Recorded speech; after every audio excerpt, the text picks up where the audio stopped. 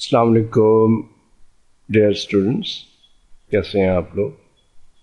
उम्मीद है खैरियत से होंगे। तो आज हमने सेकेंड ईयर बायोलॉजी चैप्टर 15 में से kidney problems and their cures के बारे में बात करनी है। तो इससे पहले कि हम अपना लेक्चर स्टार्ट करें, आपसे रिक्वेस्ट की जाती है कि आपने मेरे चैनल को सब्सक्राइब, वीडियोस को लाइक और शेयर करना है और बेल आइकॉन को प्रेस कर देना है ताकि आने वाली वीडियोस का नोटिफिकेशन मिल सके। तो चलें जी। Kidney as osmoregulatory organ, the production of varied concentrations of urine depending upon the availability of water exhibits clearly that kidney function as an osmoregulatory organ along with its excretory role of nitrogenous waste।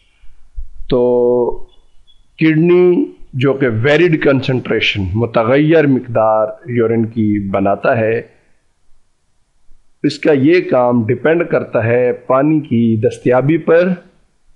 तो इससे साफ जाहिर होता है कि kidney function करता है ऑस्मोरेगुलेटरी organ के तौर पर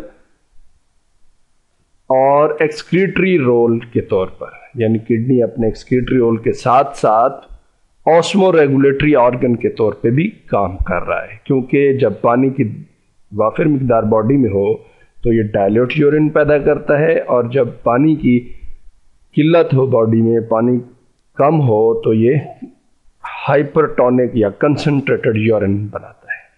तो इस बिना पर हम इसको ऑस्मोरेगुलेटरी ऑर्गन कह सकते हैं। Kidney problem and cure. Unusual situation may arise in function of kidneys by factors originating within the kidney or outside. Sometime unusual condition arise हो जाती हैं किडनीज में some factors की वजह से, और ये फैक्टर विद इन किडनी या आउटसाइड ऑफ द किडनी हो सकते हैं, और these factor cause serious kidney disease. तो इन फैक्टर की वजह से सीरियस किडनी डिसीज हो जाती हैं। तो इनमें से एक है kidney stones. Stony material are found in kidney and these cause urinary obstruction and are generally complicated by infections.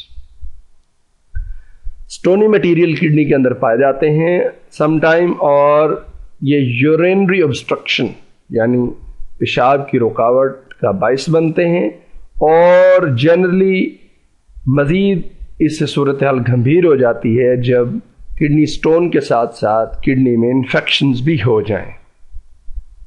This stone have specific chemical nature. ये जो स्टोन्स किडनी के अंदर बनती हैं, इनकी खास केमिकल नेचर होती है। These are formed in metabolic disease.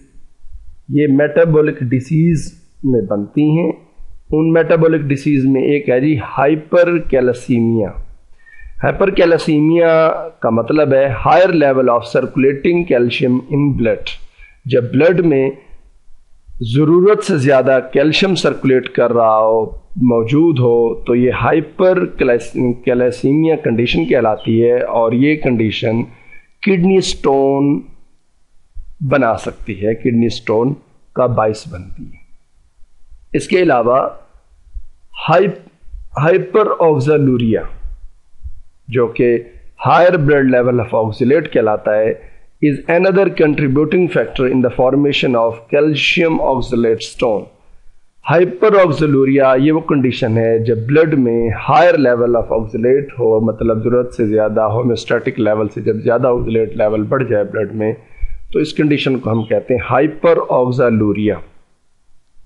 तो अब ब्लड में कैल्शियम भी अगर वाफिर हो और हाइपर ऑक्सलूरिया भी ज़रूरत से ज़्यादा हो, तो ये दोनों फिर मिलके कैल्शियम ऑक्सलेट स्टोन का बाइस बनते हैं। तो कैल्शियम ऑक्सलेट स्टोन बनने लग जाती हैं किडनी के अंदर। ऑक्सलेट्स का सोर्स क्या है जी? Oxalate are present in green vegetables and tomatoes, therefore may be the source of hyper ऑक्सलूरिया।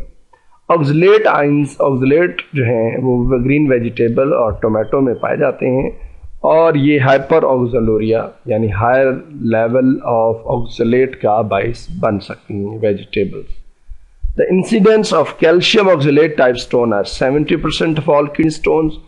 तमाम किडनी स्टोन में से 70% जो किडनी स्टोन हैं वो कैल्शियम ऑक्सलेट टाइप होती हैं. The incidence of other type of stones of calcium phosphate and of uric acid is 15 and 10% respectively. बाकी other जो टाइप है किडनी स्टोन्स की उनमें कैल्शियम और फॉस्फेट 15% और यूरिक एसिड 10%. यूरिक एसिड की जो स्टोन्स हैं वो 10% होती हैं रिलेटिव प्रोपोर्शन के हिसाब से. These salts are precipitated out during urine formation and accumulate later to form stones. ये जो salts हैं ये प्रेसिपिटेट हो जाते हैं ड्यूरिंग यूरिन फॉर्मेशन प्रोसेस और फिर लेटर एक्यूमुलेट होकर किडनी स्टोन का बाइस बनते हैं. तो ये जी हमारे पास किडनी स्टोन्स हैं. Kidney stones stone of phosphate are formed and trapped in pelvis area. यहाँ पे इसने हमें ये दिखाया, ये किडनी का क्रॉस सेक्शन है जी. ये भी तो किडनी के क्रॉस सेक्शन में अगर आप देखें तो ये जो फॉस्फेट स्टोन्स हैं किडनी स्टोन फॉस्फेट ये पेल्विस एरिया में ट्रैप हैं. अब ये जब पेल्विस एरिया में ट्रैप हैं तो ये ना सिर्फ यूरिनरी ऑब्स्ट्रक्शन का बाइस बनेंगी, पेशाब के में रुकावट डालेंगी, यूरिन को किडनी से लीव करने से रोकेंगी.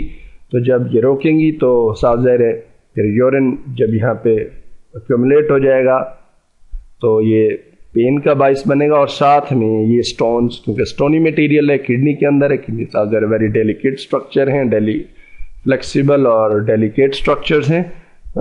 फ्लेक्सिबल स्ट्रक्चर्स होती हैं तो ये पेन का बाइस बनेंगी और साथ में इन्फेक्शन का बाइस भी बनेंगी, तो बहुत ज़्यादा पेन होगा.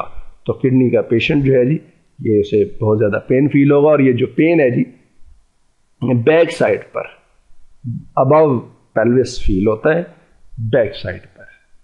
ठीक हो गया. तो ये किडनी स्टोन्स थी. तो नेक्स्ट है जी, अब किडनी स्टोन तो हो गई, अब हमने इसका इलाज कैसे करना है. तो लिथोट्रिप्सी पहले आज से कुछ अर्सा पहले और अब भी किडनी स्टोन्स को जी रिमूव किया जाता है by kidney surgery. The kidney stone have been remove by kidney surgery, यानी किडनी सर्जरी करके किडनी स्टोन को रिमूव किया जाता है. Presently lithotripsy is used for non surgical removal of kidney stones. Presently lithotripsy को हम यूज कर रहे हैं ताकि ऑपरेट ना करें, नॉन सर्जिकल रिमूवल की जा सके किडनी स्टोन की. It is a technique used to break up stone that form in the kidney, ureter or gallbladder. ये वो टेक्निक है जिसकी मदद से हम किडनी स्टोन को ब्रेकअप कर देते हैं, क्योंकि किडनी में बनी हुई है, यूरेटर या गॉल ब्लैडर में बनी हुई है, हम उसको ब्रेकअप कर देते हैं ताकि ऑपरेट ना करे और नॉन सर्जिकल मेथड से हम इसको रिमूव कर दें. There are several ways to do it. कई सारे तरीके हैं.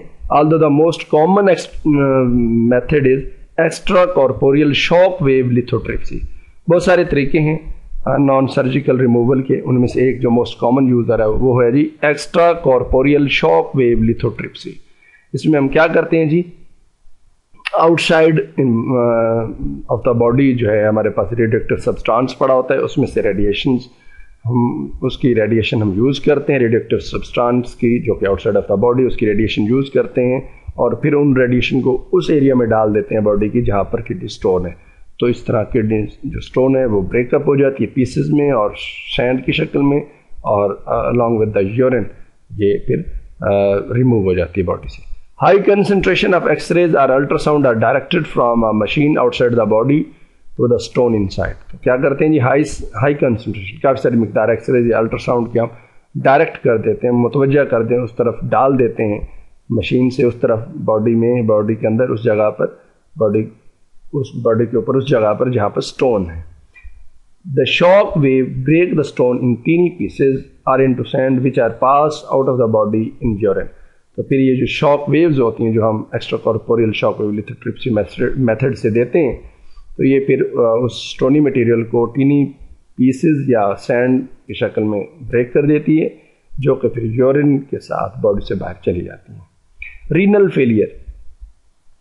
Various factors of pathological and chemical nature may progressively destroy the nephron. Various pathological मतलब डिसीज, सम डिसीज़ की केस में, या केमिकल नेचर जो है, जिस तरह अभी हम हाइपर ऑक्सलूरिया या हाइपर कैल्सीमिया की बात कर रहे थे, ये प्रोग्रेसिवली नेफ्रॉन को डिस्ट्रॉय कर देते हैं, और ख़ास तौर पर उसके ग्लोमेरुलर पार्ट को, क्योंकि ग्लोमेरुलर जो पार्ट है वो वेरी सेंसिटिव पार्ट होता है नेफ्रॉन का, क्योंकि ये कैपिलरीज का नेटवर्क होता है, और आप जानते हैं कैपिलरीज वेरी सेंसिटिव, डेलिकेट और फ्लेक्सिबल स्ट्रक्चर्स होती हैं। This result in increase in plasma level of urea and other nitrogenous waste. तो जब ये नेफ्रॉन डिस्ट्रॉय होना शुरू हो जाते हैं तो इसका मतलब है किडनी डिस्ट्रॉय हो रहा है। तो जब किडनी डिस्ट्रॉय हो रहा है तो वो अपना फंक्शन जो है नाइट्रोजनस वेस्ट की रिमूवल वाला वो नहीं कर सकेगा, तो रिजल्ट में क्या होगा, urea and other nitrogenous waste का लेवल बढ़ने लग जाएगा। The rise in urea cause complication of increase in blood pressure and anaemia. तो ये यूरिया का लेवल का बढ़ना काफ़ी सीरियस कॉम्प्लिकेशन का बायस बनेगा, उसमें blood pressure blood pressure increase होगा और अनीमिया हो जाएगा उस बंदे को। तो ये जो उसके साइड इफ़ेक्ट्स हैं, मतलब नुकसान हैं किडनी डैमेज के, रीनल फेलियर के। ठीक हो गया। तो डियर स्टूडेंट्स, ये आज का लेक्चर था। आपका कोई भी क्वेश्चन हो तो आपने कमेंट सेक्शन में करना है। इसके साथ अल्लाह हाफिज़।